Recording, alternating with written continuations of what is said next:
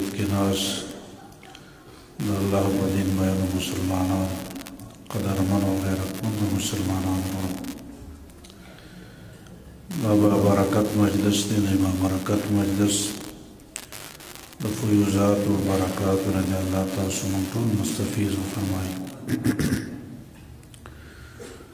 हज़रत मौलाना सुल्तान सबसे दाम बरक़ातुहुल आलिया दा गुलशन और बाग बहार कायम करे देर मशरान उलमाए किराम मौजूद थी। कुरान मजीद मुनासबत सरदा मजलिस थे और कुरान मजीद तिलावत दागे दरस तदरीस कुरान मजीद तालीम तअल्लुम दा टोल खुशबू दी। इमाम नाफे रहमहुल्लाह वच कल कुरान मजीद दरस तके नास नखले न बे खुशबू रवाना शो टोल मजलिस पागे माने मुअत्तर चावतवी तो खुशबू लगे हुई ना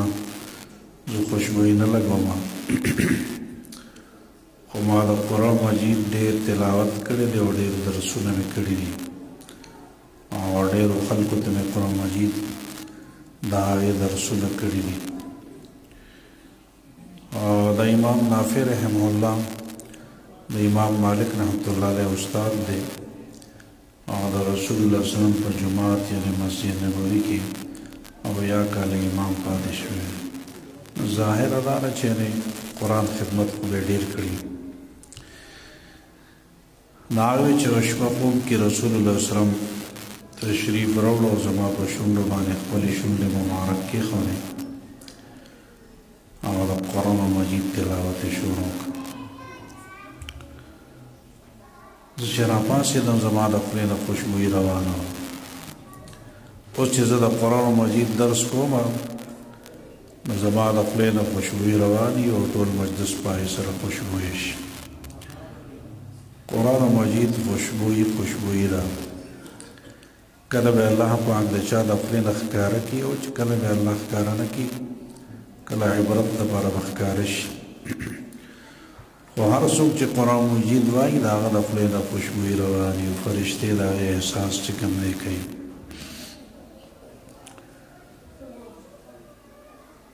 और द गुनाह खबरी दरोग और दारंगी चुगले और गीबतुना और दारंगी कंजली और बदरत वेनागाने दा बदबोए दी। हदीस मुबारक के राजी रसूलुल्लाह सल्लल्लाहु अलैहि वसल्लम फरमाई बेहक़ी शरीफ हदीस नकल करे रहे चीओ सड़े दरोग आई दागद खुले न बदबुई रवानिश और यो मील पूरे दा बदबुई रवानी नासी और टोल मखा मख जो सुमरा अलाक़ा दा टोल बदबुएश न फरिश्ते दा बदबुए न नफरत की न फरिश्ते यो मील लरे मंडवाई इला कज़ब अल-अब्द तबाअद अन्हु अल-मलक मीलन मिन नत्न मा जाअ बिही दुमरा बदबुई दुमरा ज़्याद फिज़ा बदबुएशी चे फरिश्ते दागे न यो मील मंड चकम दे वही दरोग दा बदबुई दा यौज़ल रसूलुल्लाह सल्लल्लाहु अलैहि वसल्लम मजलिस के नास थे पदे की मजलिस की बदबुई रा फरश में रसूलुल्लाह सल्लल्लाहु अलैहि वसल्लम तपोस भी सहाबाओं ने इदा बदबुई ता पोश दा सलाम अरे मन का पता निश्ता अल्लाह व रसूल आलम अल्लाह तो पता लगी हुजूर अलैहिस्सलाम ये दाल तो बाहर से कसान ना सीधे मुसलमान और गीबत होगा ना गीबत अगर बदबुई दल तमरा और रसीला मजलिस पाए मानी बदबुएश न कुरान मजीद दा खुशबुई दा दरोग दारंगी चुगले दारंगी चिकनी गीबतुना कंजले और अच्छा इज़्ज़ते दा बदबुए दी कल अल्लाह दा इबरत पर अखकार की और कल नखकार की खुदा बदबुई दा कुरान खुशबुई दा قرآن مجید رڼا رڼا ده، نورانیت نورانیت ته. علامه شبیر احمد عثماني رحمت الله علیه د بخاری شریف شرح فضل الباری کې د شیخ عبدالعزیز الدباغ رحمه الله واقعه ذکر کړی. دا یو بزرګ تیر شوی د علم لدوني ورته الله ورکړی. د هغه قرآن مجید نه ویلی، د رسول الله صلی الله علیه وسلم حدیث هم نه ویلی، د رڼا په شان رڼا. او څوک چې د رسول الله صلی الله علیه وسلم حدیث مبارک وایي د هغه د خولې نه رڼا روزي د سپوږمۍ د رڼا په شان رڼا. چې د خولې نه د نور د رڼا په شان رڼا روزي نو زه پوه شم چې د قرآن مجید آیت ویلی. او چې خولې نه د سپوږمۍ د رڼا په شان رڼا روزي زه پوه شم چې د رسول الله صلی الله علیه وسلم حدیث مبارک ویلی. نو قرآن مجید رڼا رڼا ده او د رسول الله صلی الله علیه وسلم حدیث مبارکه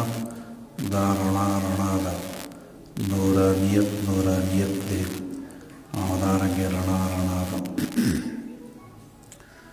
او د ګناه کارونه دا تیاره تیاره ده، ظلمانیت ظلمانیت دی او تیارې تیارې دي. حدیث مبارک کې راځي یو سړی ګناه وکړي د هغه په زړه باندې تور داغ ولګي، چې بیا توبه ونه باسي او بله ګناه وکړي د بل تور داغ ولګي. تر داسې پورې دې ګناهونه کوي زړه مکمل تور شي. کلا بل ران علی قلوبهم ما کانوا یکسبون. د بد عمل د وجې نه د ګناهونو د وجې نه زړه تک تور شي، تیارې تیارې پکې راشي، توروالی توروالی پکې راشي، ظلمانیت ظلمانیت پکې چې کوم دی راشي. امام مجاهد رحمت الله علیه د زړه د توروالی او د ګناهونو د اثرات 3 مرتبې ذکر کړي دي او د قرآن مجید نه معلومې کړي دي. یو مرتبه د زنګ د زنګ، کلا بل ران علی قلوبهم ما کانوا یکسبون. دا کمه درجه ده، لاندې درجه ده چې د ګناهونو د وجې نه زړه ته زنګ ولګي. څنګه چې اوسپنې ته د اوبو د وجې نه زنګ لګي، دارنګې زړونو ته د ګناهونو د وجې نه زنګ لګي. کلا بل ران علی قلوبهم ما کانوا یکسبون. او دریم مرتبه دا د ختم ده، مهر مهر. حدیث مبارک کې راځي، امام بهقی رحمت الله علیه دا حدیث ذکر کړی. یو فرشته ده د عرش خپې نیولې ده او د هغې سره په لاس کې یو مهر دی، سټیمپ، حسي محسوسي طور باندې. چې کله دا انسان ډېر باغي شي او د الله خبره نه مني او د دین او د شریعت نه خلاف چلیږي، نو الله فرشتې ته ووایي چې ته لاړ شو د فلانې سړي چې د فلاني زوی دی او د فلاني علاقې دی، دا زمانه ډېر باغي شوی دی، زما خبره نه مني، قرآن نه مني، پیغمبر خبره نه مني، دین او شریعت خبره نه مني، مخالفتونه کوي، ګناهونو کې ډوب دی، لاړ شه ډېر باغي دی. نو دا مهر واخله او د هغه په زړه باندې ولګوه، نو حیران شي په زړه باندې ولګوه، ختم الله علی قلوبهم. دا دویم مرتبه ده، دا د مخکې نه خطرناکه ده.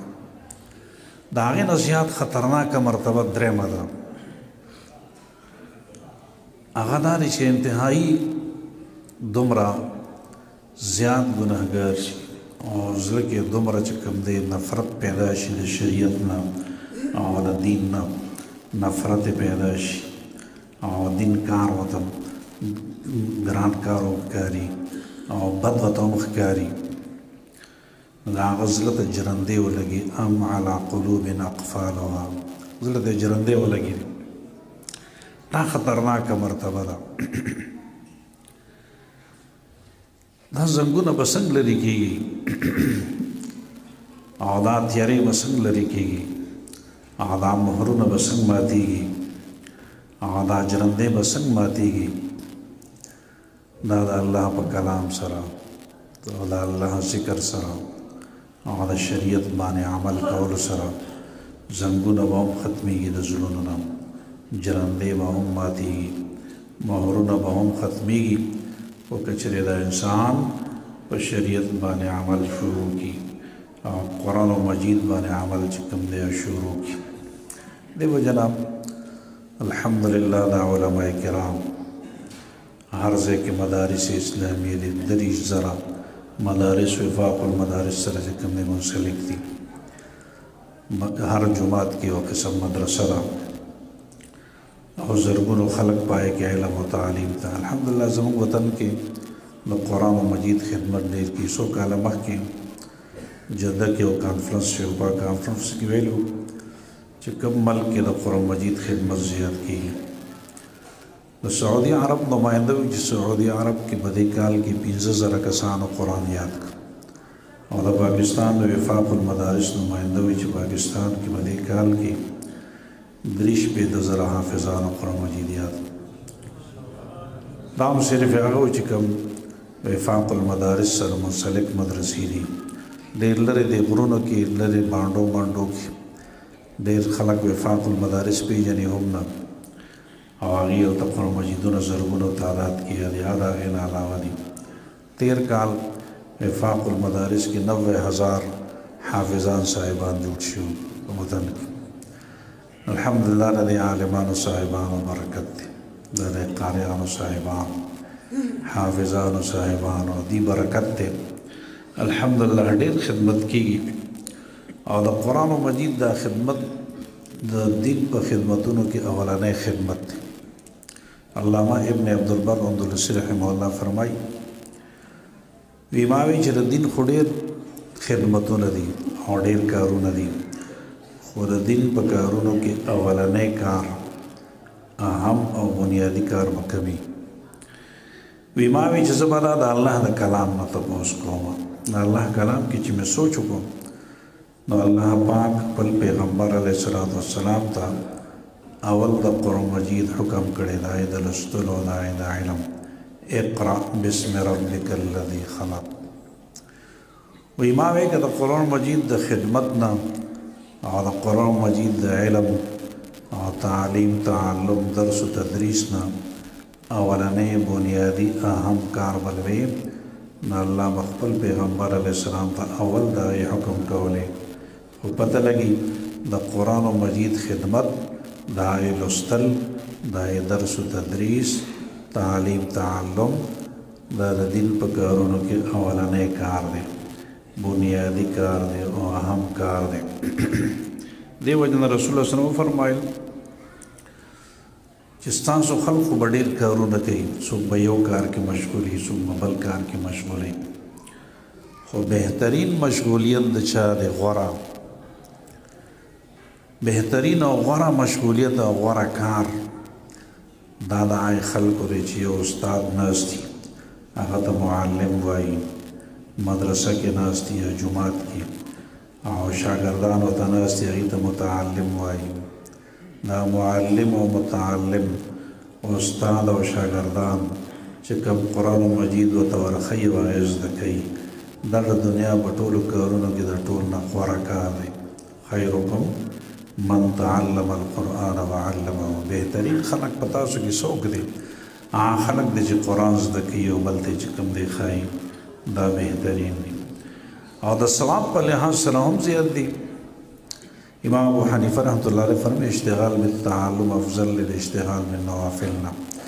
یو سړی نفل کوي، بل سړی قرآن مجید زده کوي، د چا ثواب ډېر دی؟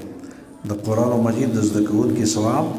د نفل والنه زیات دی. امام مالک رحمۃ اللہ علیہ شاګرد دی ابن وهب رحمه الله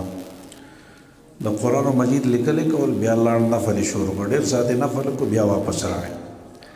امام مالک رحمۃ اللہ علیہ ورته فرمایل چې دا کم کار تا پرې ښودی او د دې ثواب ډېر و د هغې نه چې ته ورته تللی وې. نفلو نه د قرآن مجید د لیکلو ثواب زیات و.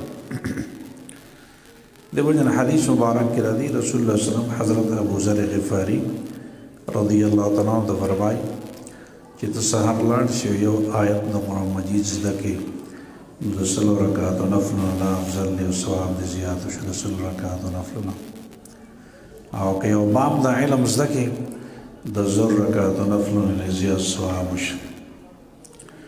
لہذا قرآن مجید د هغې بنیادي اهم کار هم دی، د دین اولنی کار هم دی او غوره کار هم دی او بهتر کار هم دی او د ثواب په لحاظ سره هم د ټول نه زیات. لہذا الله پاک دې موږ دا بچي ټول دینداره کې قرآن خوانه لیکي. دا علماء کرام څومره دین خدمت کوي، دا د عالمانو صاحبانو برکت دی، دا د مدرسو برکت دی، دا د قاریانو صاحبانو برکت دی، دا د حافظانو صاحبانو برکت دی، دا د امامانو خطیبانو د دې دین محنت کوونکو د دې خلکو برکت دی چې الله پاک دیو جن خپل بچي آپ قرآن مجید طرف ته راولی، نیکانو سره کېنوي، دیندارو سره کېنوي چې نیک صحبتونه نیک شي، چې صحبتونه نیک شي، په خپله به نیکان شي. صحبت صالح تو را صالح کند او صحبت طالح تو را طالح کند. نیکانو په صحبت به نیک شي او د بدانو په صحبت به بد شي. پسر نوح با بدا بنشست، خاندان نبوت شروع شد، سگ اصحاب کهف روزی چند پای نیکان گرفت مردم شد. د نوح علیه السلام زوی غلطو خلکو سره کېناست، لا تباه برباد شو. نوح علیه السلام ته فرمایل یا بنی ارکب معنا ولا تکن مع الکافرین، بچوړی دی کشتۍ ته راوخیږه، غلطو خلکو سره مه کېنه تباه بشي. قال سآوي الى جبل یعصمني من الماء، وایي زه به دې غره ته وخیږم او زه به چې کوم دی د سیلاب د اوبو نه بچ شم. قال لا عاصم اليوم من امر الله الا من رحم. دا د سیلاب اوبه نه دي بلکې دا خو د عذاب اوبه دي، د عذاب د اوبو نه به څنګه بچ کېږي. دی لا په دې خبره کې چې وحال بینهما الموج فکان من المغرقین. یو چپراله د نوح علیه السلام زوی غرق، برګزیده پیغمبر زوی غلطو خلکو سره کېناست، تباه و برباد شد. بل طرف ته سگ اصحاب کهف روزی چند پای نیکان گرفت مردم شد. شیخ سعدی صاحب رحمت الله علیه دا تعبیر کړی وی دا اصحاب کهف اوس په دا اصحاب کهف سره کېناست. اصحاب کهف دا نوجوانان الکانو انهم فتیه آمنوا بربهم وزدناهم هدی. نوجوانان الکانو کلک ایمان راوړل، بیا مشوره وکړه چې یعنی اسې نه چې دا کافر بادشاه هم دوباره کافران نه کړي. مشوره وکړې دې غر ته به وخېږو، غر کې به یو غار وولو، پای کې یو پناه واخلو، کافر بادشاه نه وبچ شو. دوی روان شو، یو سپی پسې روان شو، دوی به شغه سپی پسې روان و. دوی غر ته وغوته، سپی پسې غر ته وخوت. دوی غار ته ننوت، سپی د غار په خوله کې کېناست. وکلبهم باسط ذراعیه بالوسیط. قرآن مجید کې الله واقعه ذکر کړی ده. سپی هلته کېناست. الله ورته ویل سپیه تا له دې نیکانو بندګانو سره ډېره مینه ده او د دې دا مجلس نه پرېږدې، نو د قیامت په ورځ به زه ستا نه انسان جوړ کړم، تا به جنت ته بوځم. الله پاک د نیکانو بندګانو په مینې محبت سره الله جنت ته بوځي. نو یو انسان او یو مسلمان به الله ولې نه بوځي؟ دې وجه نه که سړی خپله نیک نه وي، د نیکانو به مجلس کې کښېني او نیکانو سره مینه محبت نو الله د هغې درجه ته نصیب کوي. احب الصالحین ولست منهم لعل الله یرزقني صلاحا. یو بزرګ وایي چې زه خو نیکان مې خوښ دي، په خپله نیک نه یم، خو کیدای شي د نیکانو په برکت الله ماله وبخي او زما مغفرت الله پاک چې کوم دی راکړي. نبي اسلام ته یو سړی راغی، یا رسول الله وسلم متى الساعه، قیامت به کله؟ نبی اسلام ته فرمایل فما عددت لها، تا ولا تیاری څه کړې ده؟ تیاری دې ولا کړې ده که نه؟ قیامت د ورځې تپوس کې چې کله به تیاری دې ولا څه کړې ده؟ نو دوی ما عددت لها کثیرا من الصلاة والصوم، ډېر منځونه او ډېر روژې او ډېر نیکۍ خو مې نشته، ولیکن زه د الله او د الله د رسول سره محبت کوم، دومره مې راسره شته. نبی صلی الله علیه وسلم ته فرمایل انت مع من احببت، ته به آخرت کې هغه چا سره یې چې چا سره ستا محبت. او بل حدیث کې المرء مع من احب، انسان به هغه چا سره چې چا سره محبت وي هغه سره به چې کوم دی وي په قیامت په ورځ چا نیکانو سره محبت و د هغوی ډله او د هغوی سره ناسته پاسته وه د هغوی سره صحبت و قیامت کې به بیا چې کوم دی د هغوی په صف کې چا غلطو خلکو سره مینه محبت و د هغوی مجلسونو کې ناست قیامت په ورځ به هغوی سره حدیث مبارک نه معلومېږي الله دې موږ ټول د نیکانو په صفونو کې کښېنوي او الله نیکانو سره زموږ مینه او محبت چې کوم دی پیدا کړي محترم قرآن المجید دا زمانه ډېر د فتنو زمانه ده د فتنو په زمانه کې د بچاو طریقې صرف د قرآن درسونه دي صرف د علماو مجلسونه دي صرف د نیکانو مجلسونه دي دیندارو بزرګانو اولیاء الله تبلیغ والا حضرات د دې لاندې مجلسونه دا په امن دي د فتنو نه بچ دي اور خو بار فتنې دي دنیا غور اغستې دی فتنې راشي نبی اسلام فرمایي آخر زمانه کې داسې فتنې به راشي دا تسبیح دا مزې وشلېږي او د تسبیح دا دانې چې کومې مسلسل داسې راځي نو فتنې به داسې مسلسل راځي او داسې زمانه به راشي حضور اسلام فرمایي چې دین باندې به کلک منګولې لګول داسې ګران لکه سکروټې په لاس کې ښودل زمانه د فتنو زمانه ده هر طرف نه فتنې را روانې دي زموږ ایمان باندې د زوال چې کوم دی خبرې ضرورو دي ایمان په دې زمانه کې سړی یصبح الرجل مؤمنا ویمسی کافرا ویمسی مؤمنا ویصبح کافرا نبی اسلام فرمایي سار به سړی مسلماني ماښام به کافري ماښام مسلماني سار به کافري داسې زمانه به راشي ایمان به سړی نشي ټینګولی یبیع دینه بعرض من الدنیا د دنیا د لږ لالچ د پاره به چې کوم دی خپل دین خرڅوي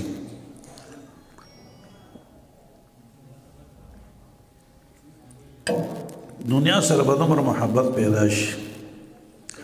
مال دولت سره محبت پیدا شي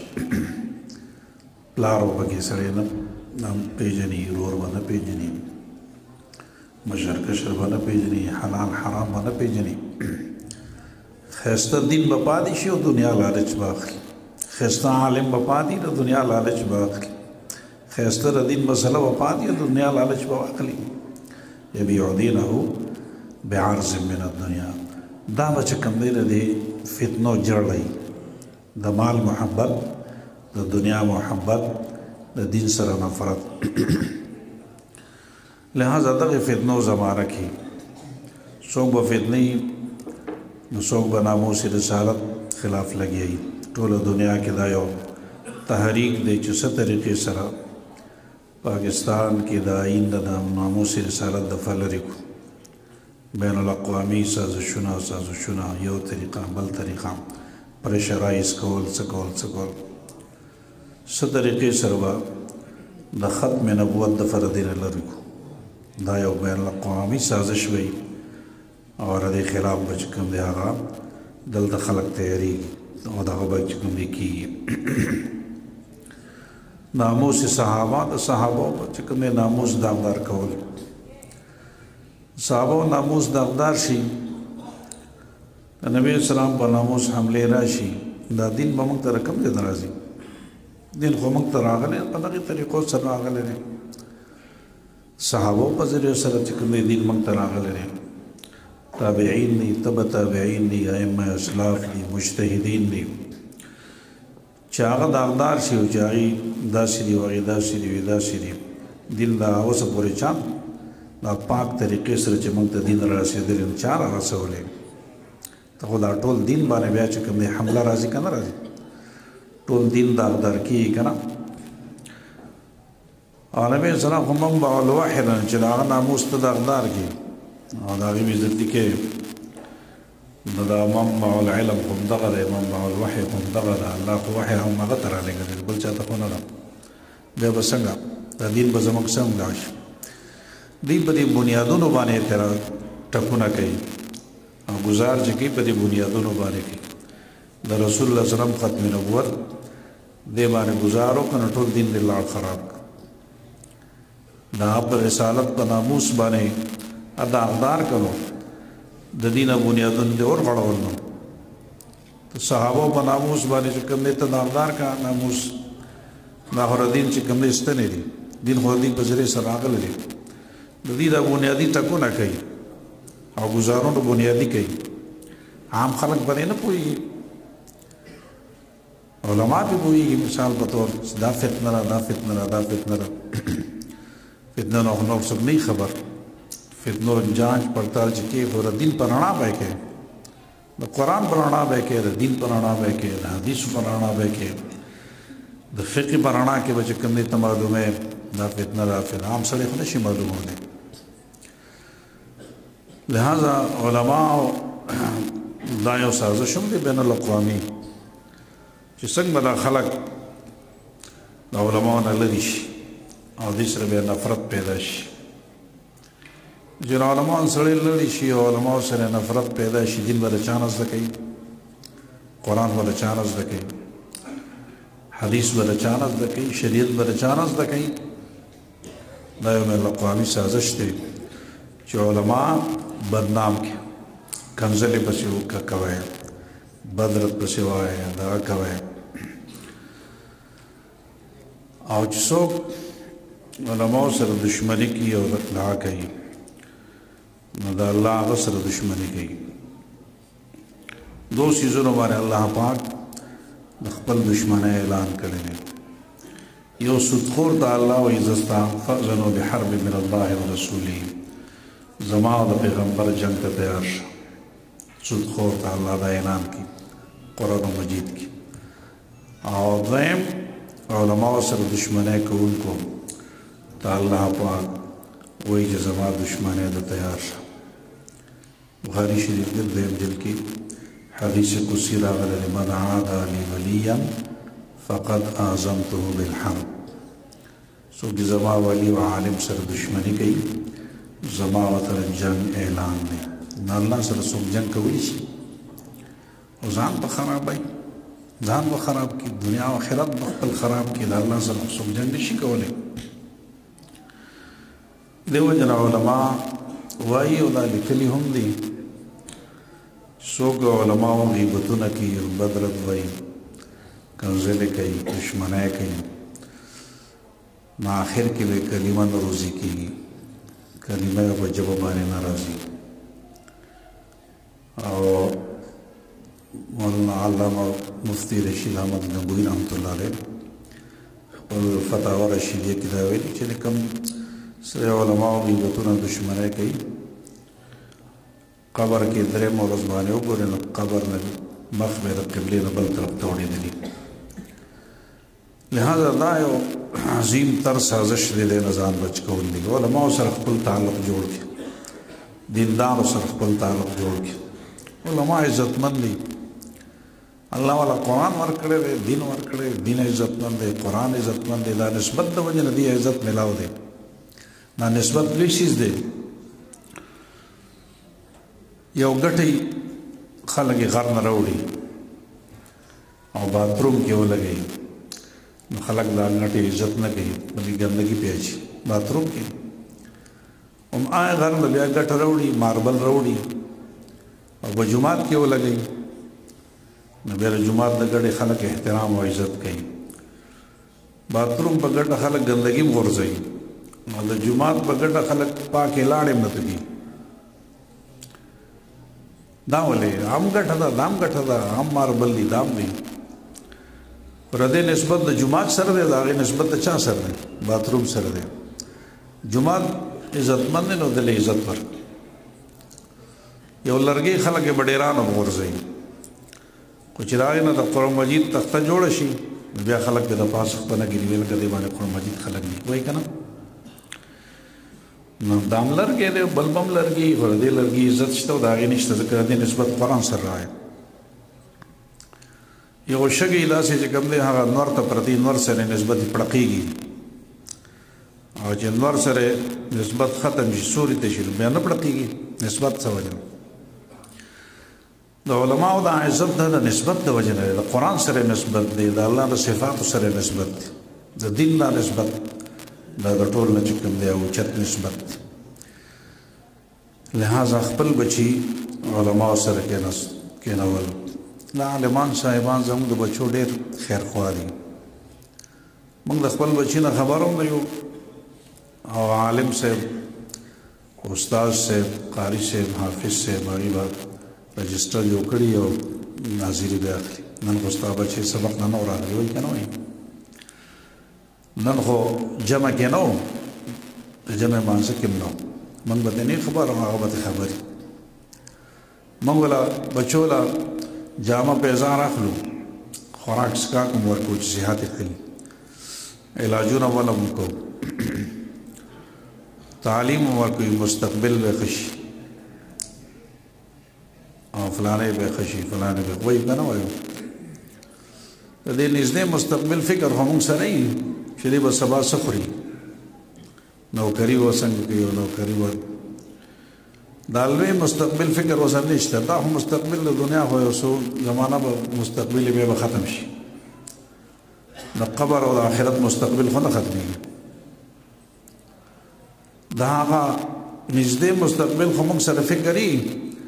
خو د عظیم مستقبل موږ سره فکر نشته قبر کې به دا بچې څه کوي آخرت کې به څه کوي دغه به څنګه دا فکر د عالمانو صاحبانو سره چې څنګه به دا بچې قرآن خوانه شي څنګه به دینداره شي څنګه به مزګزار شي څنګه به د مور پلار تابعدار شي څنګه به شریعت والا جوړ شي متشرع به شي او ظاهري شکل شبهات به هم چې کوم دی دا صحیح مسلمانان وي او زړه کې به عقیده د مسلمانان وي دا ټول محنت د علماو دې لپاره دی که نه دی کله جوماتونو کې امامتی کوي او که خطابتونه کوي او که دا مدرسې دي او که دا چندې کوي او که دا منډې وي او که دا تړې وي او ټول محنت د دې لپاره چې د قوم بچي به څنګه شي څنګه به دینداره شي څنګه به خلک دین طرف ته راشي یو څه پسې محنت کوي او بل پسې محنت کوي او بل داسې نه چې ګلدي کې صلاحیت نشته دی به څه ونه کړي شي یو علماو کې صلاحیت ډېرې که دي نوکری کول غواړي نو دوی به ډېر لوی نوکری هم وکړي ځان به تعلیمونه به وکړي بس نوکری به کوي نو پیسې به ګټي تجارتونه به کوي کولی به شي صلاحیتونه به کې شته داسې نه چې نشته خو لیکن دوی د بې سر و سامانه په حالت کې به دې غریب غریبۍ کې په دې باندې خوشحاله وي چې کم از کم د قرآن خدمت خو کوو دین خدمت کوو قوم بچی به چې کوم دی دین طرف ته راواړو دینداره به کو ښه طرف ته به راشي دا محنت دی که نه ځان له تجارتونه کې دا په کروڑونو روپۍ به ګټي عام خلک تجارت کولی شي دی هم کولی شي نوکری کولی شي دی هم کولی شي داسې نه چې صلاحیت او استعداد پکې نشته صلاحیت قابلیتونه استعدادونه ټول شته خو لیکن مسله همدا ده دې وجه نه چې کوم دی خپل بچي نن زمونږ دور کې به اوس داسې رایي چې زمونږ د یهودو په طریقو خوشحالېږو د رسول الله صلی په طریقو باندې حالانکې موږ هر مانځه کې هر رکعت کې که فرض مونځ دی که واجب دی او که سنت دی او که نفل دی او هر مانځه کې په هر رکعت کې موږ د یهود د طریقو نه پناه غواړو اهدنا الصراط المستقیم صراط الذین انعمت علیهم غیر المغضوب علیهم ولا الضالین مغضوب علیهم نسب مراد یہودیان رسول اللہ صلی اللہ علیہ وسلم بدور تمثیل میں نے ضالین گمراہان نسب مراد عیسیان نسے منگ با ہر مانزے کی پا ہر رکعت کی دا یہود و طریقونا امن غواړو حفاظت غواړو خو د یهودو او د نصاراو د انګریزانو په طریقو باندې فخر هم محسوسوو او د حضور علیه السلام طریقې موږ مسلمانې دعوام کوو او موږ مسلمان نبی اسلام سره د محبت ډېرې دعوې کوو خو شکل شباب ما هغه شان نه طور طریقې ما هغه شان نه صحابه کرام په دومره د حضور علیه السلام خبره به واورېد نو فوراً بیدار عبدالله ابن مسعود رضی الله تعالی عنہ یو ځل په زارځه کې د سراغ حضور علیہ السلام دلته صحابو ته کېنه ازغال تو اور نال ته کېناس پیزار لا پاسه کېناس مجلس وشو حضور اسلام چلان نال تناسی ولی ناستی وی تا حضور اسلام متا اعلان وکړ چې کینې بس وی ما چې کېره دا غینه پس خو ما خو قدم نشو اغستی دا شرعي نبی اسلام د هر خبرې له ابو ذر غفاری رضی الله تعالی عنہ بخار کو پدې کې وسړی راغی دا پوله را شو ولنو په لارې سم شوی نو بځای شوی ابو ذر غفاری ډېر خفه شو ډېر غوسه شو چې غوسه شو نو فورا کېناست بیا ما جامع ښه شوی په خټو کې او بارا کې او بو کې راغی او ایمان د رسول الله صلی الله علیه وسلم حدیث مبارک یاد شي چې چا له غوسه ورشي او دی ولاړ دی کېني بس او جناس نه دې سم لین غوسه به سره شي نو اسماء حضور اسلام حدیث مبارک یاد شي چې څوک ولاړ کېني بس ولاړ کې ناستم نو چې خلک برابر دفاع شوی کنه هغه خټو کې ناس وینو او چې کله د حضور اسلام حدیث مبارک ما ته یاد شو نو ما یو قدم دا نشم خوا کې دي یو سکند دا نه خوا درست کې دی نشو حضرت حذیفه رضی الله تعالی عنہ ایران دربار ته چې کوم دی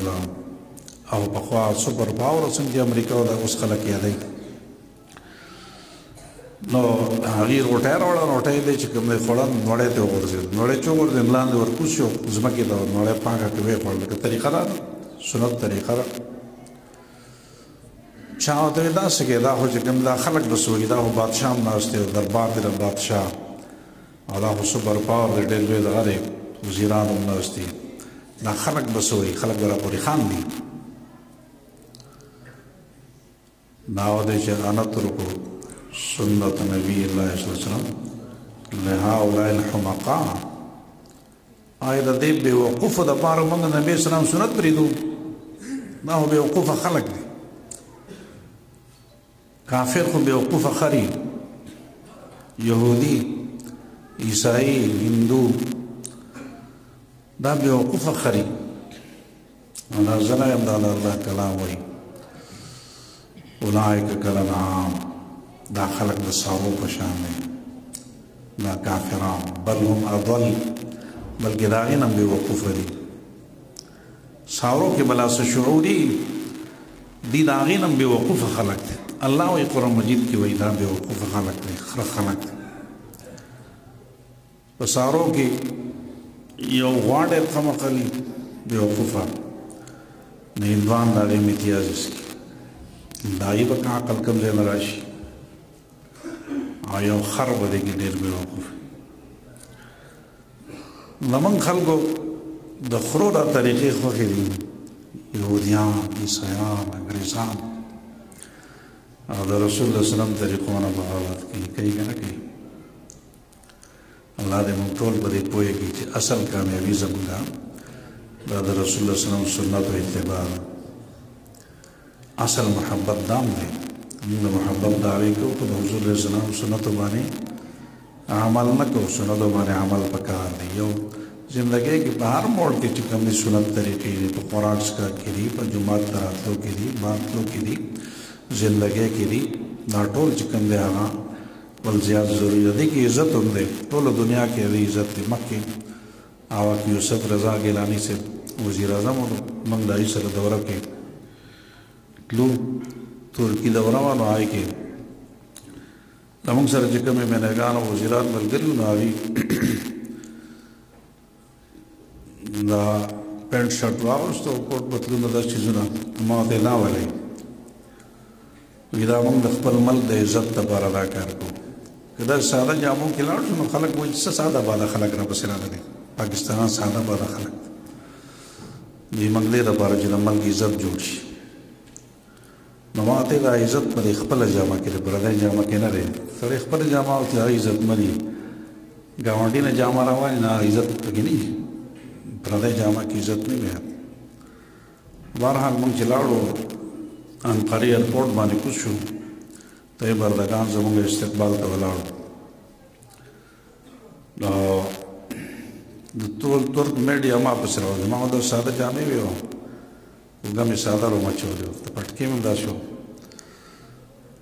نا ټول ترک میډیا ما پسې روان شو